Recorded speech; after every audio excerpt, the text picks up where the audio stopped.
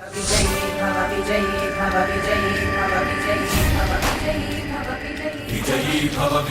भव विजयध्वज श्रीसिंहा विजयी भव वीर्य शौर्य विक्रम जलधि सिंहा विश्वंभर श्रेयान्तक विषकण्टक विध्वंसक हरिपुञ्जर मदभञ्जन रणरञ्जन सिंहा रुधिरोज्ज्वल नेत्राञ्चल क्रोधानल कीला. After Madhvacharya, when Madhvacharya came to South India, when he was proceeding towards Badrika Ashrama, he came to a place called Rajamandri. So where the minister of that kingdom, Shobana Bhatta, who was following Advaita philosophy, wanted to discuss with Madhvacharya. So for this assembly, many neighboring kings and ministers were all invited. So in that assembly, Madhvacharya was talking and all their arguments were defeated. So Shobana Bhatta and Shyama Shastri, these were the first two disciples of Madhvacharya. So both of them became convinced by the philosophy of Madhvacharya and accepted the shelter of Madhvacharya. So Shobana Bhatta was immediately being given awarded sannyasa and he was named Padmanabha Tirtha. But Shyama Shastri was asked to wait for some more time because Madhvacharya could see that he is supposed to become the king. So he even says, very soon you are supposed to become the king. So I will ask you till that time be as a normal person, after that I will initiate you into sannyasa.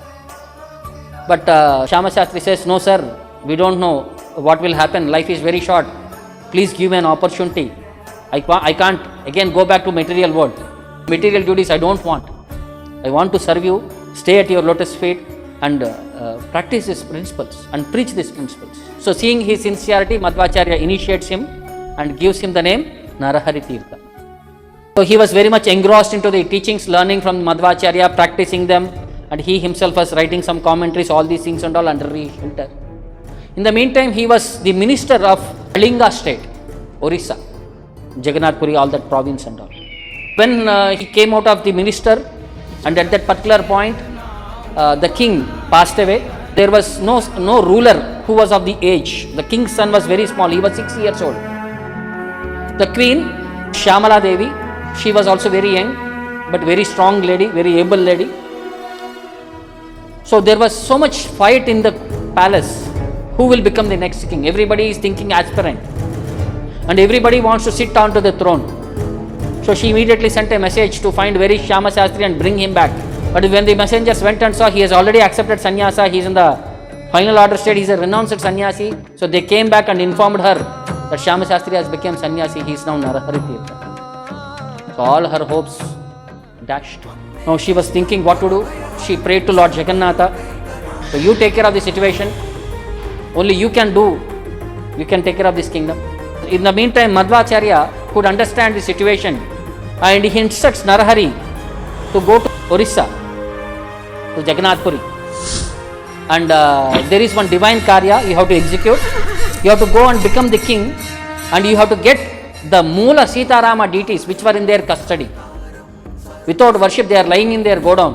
You have to get me the deities. So order of the Acharya is very important. Even though he doesn't want to become the king, the Guru had ordered he had to execute that task. To the satisfaction of the spiritual master, he came to Jagannath Puri. Outside of Jagannath Puri, there was a small hillock. So there was a small cave. He was sitting inside the cave and he was doing his bhajana.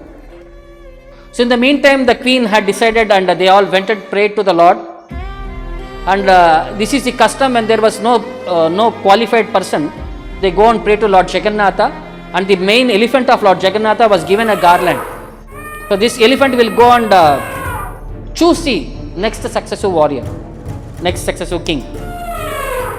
So Jagannatha's elephant was given that garland and he was standing on the road, and all the people, all the aspirants were all on the road who were thinking that I can become the king, you let this elephant choose me like that and all. They were all standing on the road. The elephant started walking. It crossed all the people who were aspirants and it came out of the village. It went into outside hillock and there was a cave, and there it started loudly shouting as if calling somebody from inside. So when this was done, a person with little beard and all these things and all came out of the cave, and as soon as he came out, the elephant put the garland and paid obeisances to him and started picking him and putting him on the back of the elephant. So everybody started wondering, who is this personality whom elephant has chosen? He looks like a sannyasi. But when closely they saw, it was their own Shyama Sastri who has become Narahari Tirtha, who has come back. So by the divine will of the Lord, again he was supposed to sit on the kingdom. So he accepted this as the mercy of the Lord because Madhvacharya has already predicted it. So he took up the post. The queen was very happy. She handed over the administration to him. Next 12.5 years, he ruled the kingdom such a nice way, what we hear in Srimad Bhagavatam. That was the golden period of the 12.5 years. By his Shastra, he controlled all the demoniac people. By his Shastra, he controlled everybody to devotional service. Two perspectives. Shastra, Shastra. He brought discipline in people by his Shastra. He made them devotees by the Shastra. He revived devotional principles. He established temples. He donated money to the temples so that everywhere these devotional perspectives are carried out very nicely. Simhachalam temple was maintained by him. Kurmakshetran temple is maintained by him. Even today we can go and see the boards of Shila Palaka that he had renovated the temples and administered their maintenance. When the prince became proper age, he was sufficiently been trained, he handed over the kingdom. So when he was about to leave, they asked him what he wants, he can take from the kingdom. Then he requested them to hand over the deities which were lying in their godown. So they happily handed over the deities to him. And the deities immediately were, with his so much enthusiasm, he brought the deities and handed over to Madhvacharya. Even today, if you go to Mantralaya, the deities we can see. That Moola Sitaram. These were the deities that were worshipped by Ikshvaku Maharaj, Lord Ramachandra's family.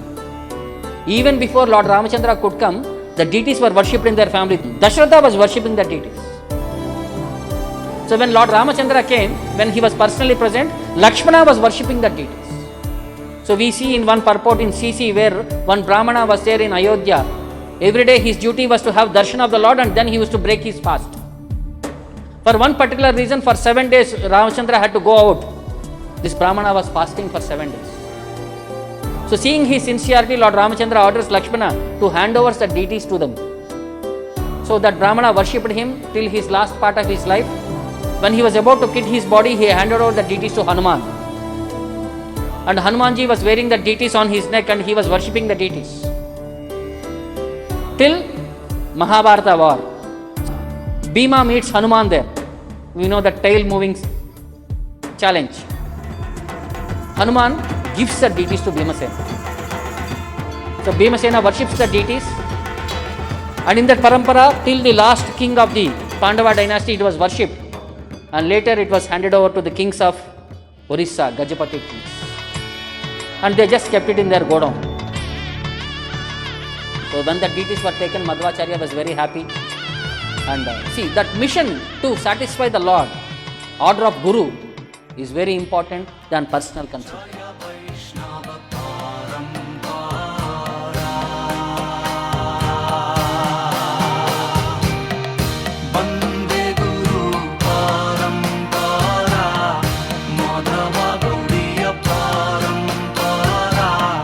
Jaya Vaishnava